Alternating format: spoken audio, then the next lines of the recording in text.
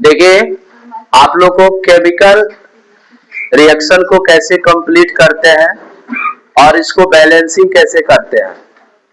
Balancing करना सीखेंगे, रासायनिक समीकरण को पूर्ण करना और संतुलित करना।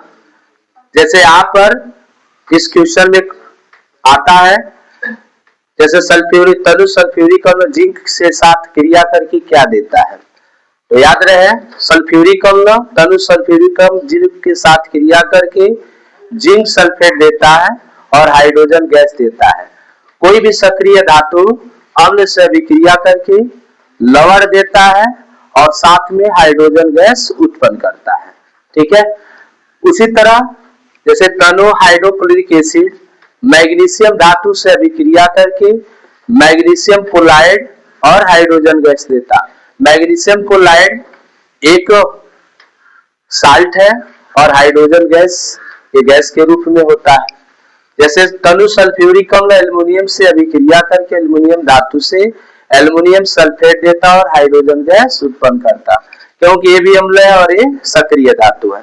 सक्रिय धातु यानी हाइड्रोजन से कम सक्रिय हाइड्रोजन होने के कारण एल्युमिनियम तुरंत हाइड्रोजन को डिस्प्लेस कर देता है और ये प्रोडक्ट क्या बनाता है, एल्युमिनियम सल्फेट और हाइड्रोजन गैस को रिलीज करता है।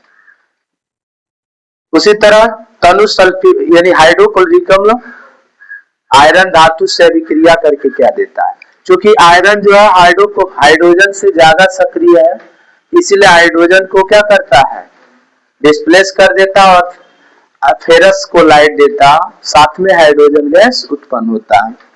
उसी तरह देखिए अधातु यह है और जल से अभिक्रिया करके यानी कार्बन डाइऑक्साइड जल से अभिक्रिया करके अम्ल देता। तो याद रखे रहना, अधातुओं का जलीय विलयन यानी अधातु ऑक्साइड का जलीय विलयन अम्लीय प्रकृति का होता है।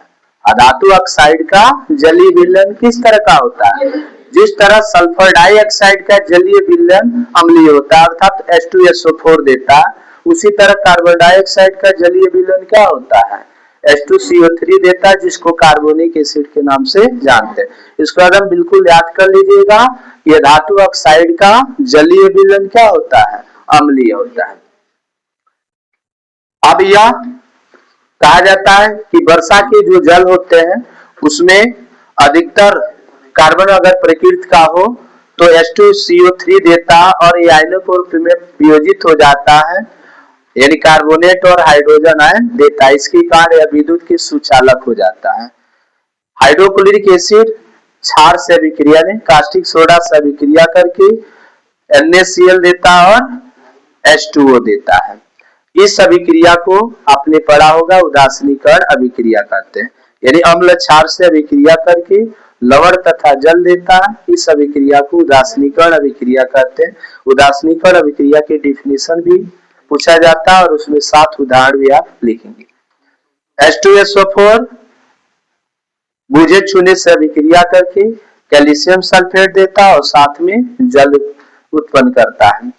यहाँ पर जैसे हाइड्रोजन गैस है, इन हाइड्रोजन गैसों का उपयोग कहाँ करते हैं, तो आप देखोगे रॉकेट पोर्टलैंड जो रॉकेट होता है, अंतरिक्ष यात्रियों को लेकर जाने वाली जो रॉकेट होती है, उस रॉकेट में ईंधन के रूप में हाइड्रोजन गैस भरा जाता है और ये जो होता है इसकी कैलोरीफिक वैल्यू जो होती है 6150 किलो कैलोरी पर ग्राम होती है, अर्थात 1 ग्राम अगर हाइड्रोजन गैस जलता है तो 6150 किलो कैलोरी ऊष्मा देता है। ये सबसे ज्यादा इग्निशन टेम्परेचर देने वाला यानी फ्यूल्स होता है।